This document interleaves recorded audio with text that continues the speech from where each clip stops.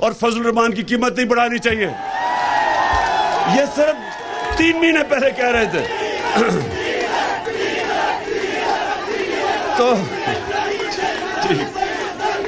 तो इन्होंने कहा,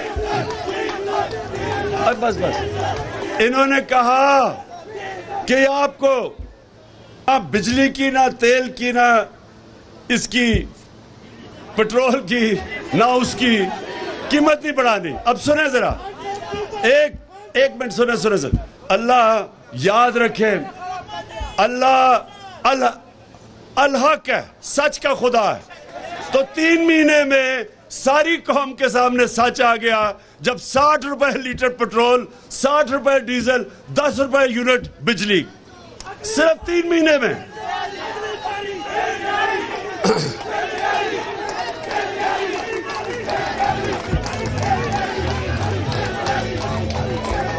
सुनो और अभी यही नहीं, सिर्फ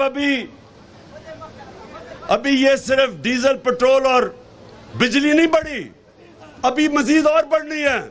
इनका वो जो फाइनेंस मिनिस्टर है उसने आगे कहा जी अभी कौम को कि अभी इसके इम्तिहान और भी हैं, अभी और महंगाई आपके ऊपर आने वाली है। सिर्फ वो ही नहीं बढ़ी, घी की कीमत किधर गई है? कभी पाकिस्तान की तारीख में ऐसे घी की कीमत बढ़ी है?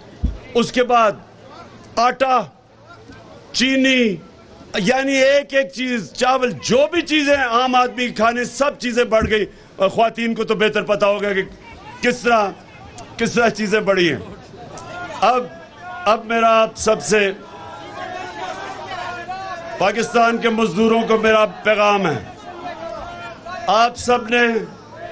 आप सब ने इसलिए अब मेरे साथ जब मैं कॉल दूंगा उस पे भी निकल रहे हैं और इनके ऊपर, इन सब पे इसलिए कि इनको इस मुल्क की अवाम की कोई फिक्र नहीं है। इनको फिक्र वो है जो अमेरिका हुक्म करता है। अमेरिका जो कहेगा ये करेंगे। लिहाजा मैं सारे अपने मजदूरों को आज पैगाम दे रहा हूं कि आप सब ने तैयारी करनी है। जब तक पुरअमन एहतजाज करना एक जमहूरियत के अंदर हम सब का हक है और कोई हुकूमत को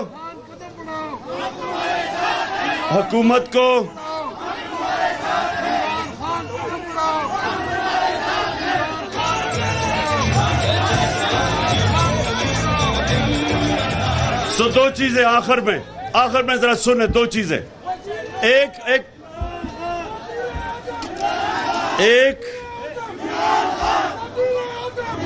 कि आपने अपने हकूक के लिए आपने सब ने पुरअमन एहतजाज की मेरे साथ तैयारी करनी है। अगर हम कोरोना के दौरान हम लोगों को पैसे दे सकते थे, हमें पता था निचले तबके को मुश्किल में है, अगर हम 1.5 करोड़ खानदान को 12,000 रुपए दे सकते थे, तो इस मुश्किल वक्त में जब हर चीज महंगी हो गई है, ये इस हुकूमत की भी जिम्मेदारी है कि ये इसी तरह निचले तबके को, निचले खानदानों को पैसे दे, 12,000 दे जिस तरह हम देते थे, ताकि लोगों के ऊपर बोझ कम हो। और दूसरी चीज, मेरी आखिरी चीज सुन लो, अब आखिरी बात सुनो।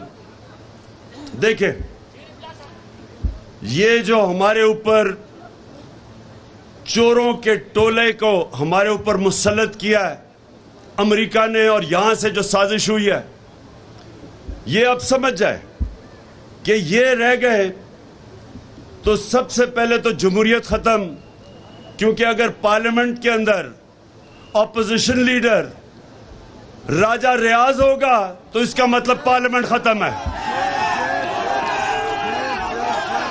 जो लोटा अगर वो ऑपोजिशन लीडर है जो नून लीग पे टिकट पे लड़ेगा, इसका मतलब जमहूरियत खत्म। फिर FIA खत्म, क्योंकि FIA के ऊपर शहबाज शरीफ खुद आके बैठ गया। जिस तरह मैंने कहा कि बिल्ले को बैठा दिया दूध की हिफाजत करने के लिए, इसने आते साथ ही अपने सारे केसेस खत्म किए। 16 अरब रुपए के केसेस है इसके ऊपर, जिसमें इन्होंने इनके होते हुए डॉक्टर रिजवान जो इन्वेस्टिगेट कर रहा था, पहले वो मरा हार्ट अटैक से। उसके बाद जो नदीम था इन्वेस्टिगेटिंग ऑफिसर, उसको हार्ट अटैक हुआ। फिर गुलजार मरा जो इनकी नौकरी करता था, जिसके अकाउंट में पैसा आया, वो हार्ट अटैक से मरा। और चौथा मकसूद चपड़ासी, 50 साल की भी उम्र नहीं थी, वो दुबई में हार्ट अटैक से मरा है। ये ऐसे ही है जैसे हमेशा एलडीए का रिकॉर्ड जलता था। ये पहले चोरी करते थे, फिर एलडीए का रिकॉर्ड जलाते थे। ये इसी तरह ये एफआईए के अंदर भी अपना रिकॉर्ड साफ कर रहे हैं। नैब के ऊपर बैठ गया। सारे चोरों ने अरबों रुपए की जो चोरी की थी, नैब खत्म।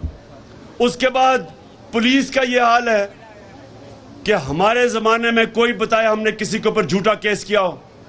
जब से इन्होंने संभाला है, पुलिस को इस्तेमाल कर रहे हैं लोगों के ऊपर झूठे केसेस, झूठी एफआईआर।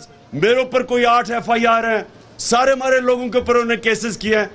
हमारे दौर में कब हमने कभी किसी, इन्होंने लॉन्ग मार्च की। मैंने तो जब ये बिलावल ने कम पे टांगने वाली मार्च की, और उससे पहले फजल रहमान ने 2 दफा लॉन्ग मार्च की। मैंने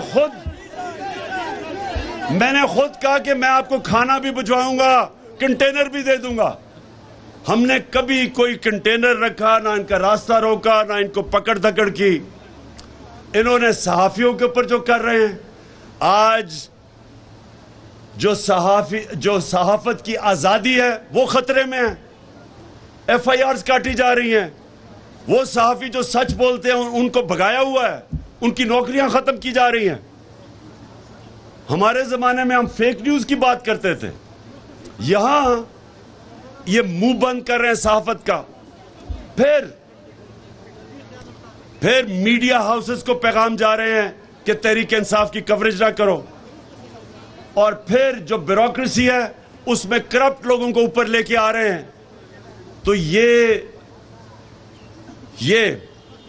जब से इक्तदार में आए हैं, ये सारे पाकिस्तान का निजाम तबाह कर रहे हैं, इंसाफ का निजाम तबाह कर रहे हैं।